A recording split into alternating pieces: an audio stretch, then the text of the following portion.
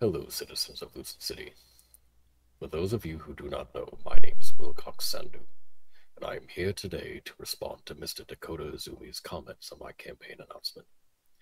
First of all, I would like to thank Weasel News for the opportunity to share my rebuttal and give further clarification on my campaign. I would also like to thank Mr. Dakota Izumi for his thoughts and feelings toward the initial announcement of my campaign, and would like to clarify that his statements in no way, shape, or form felt slanderous or insultive, as he was offering true constructive criticism toward the key bullet points of the announcement. I would like to start this off by explaining those very bullet points. Yes, they were designed to catch the eye and incite intrigue, and I felt that was done to good effect, as Mr. Izumi's statements suggest.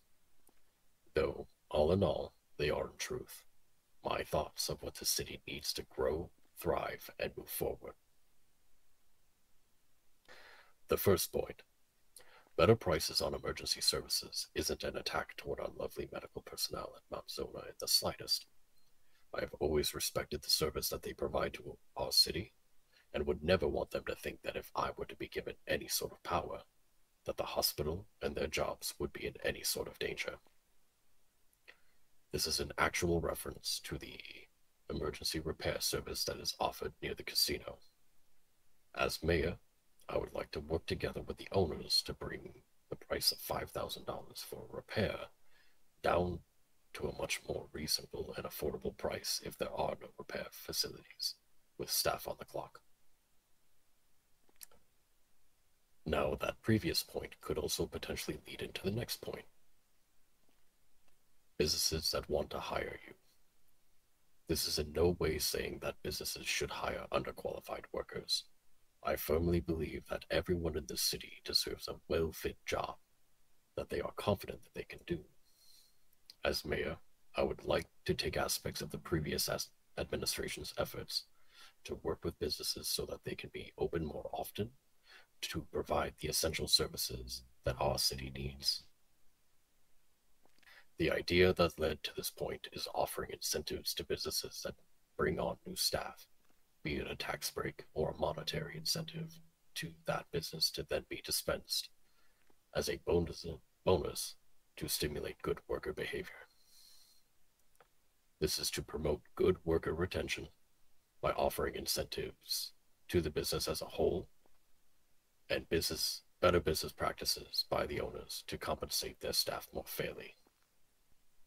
The final point: police held to a higher standard is not a simple one. Our community deserves a police force that not only protects and serves, but also reflects the values and aspirations of the people it serves. By fostering a strong relationship between law enforcement and the public, we aim to create a safer, more just, and inclusive society. Here are a few policies that I would like to work with our police department to see implemented. Data-driven decision-making. Police policies and practices will always be based on data analysis and evidence, ensuring that resources are allocated efficiently and effectively to address specific community needs. Continuous professional development. Officers will be encouraged to engage in ongoing education and training to stay up to date with the latest policing techniques, practices, and advancements in community relations. Strengthen de-escalation and crisis intervention training. We will enhance police training programs to emphasize de-escalation techniques, crisis intervention, and conflict resolution. By equipping officers with these essential skills, we can reduce the use of force and better handle challenging situations. With any of these policies in place, I feel the dangerous situations in which our officers would have to assess the possible outcomes of their decisions would be handled in a safer way, not only to the officers themselves, but also to the overall community at large. In conclusion, I am taking even the possibility of becoming Lucid City's mayor very seriously, and not just boiling down an entire campaign into simple bullet points. If I am elected mayor, I would see through to my aspirations and treat everyone just as I always have, with kindness, dignity, and respect. I aspire to be a present and available ear to the public who have any concerns for our fair city, and to represent our people in the best way I can. Thank you.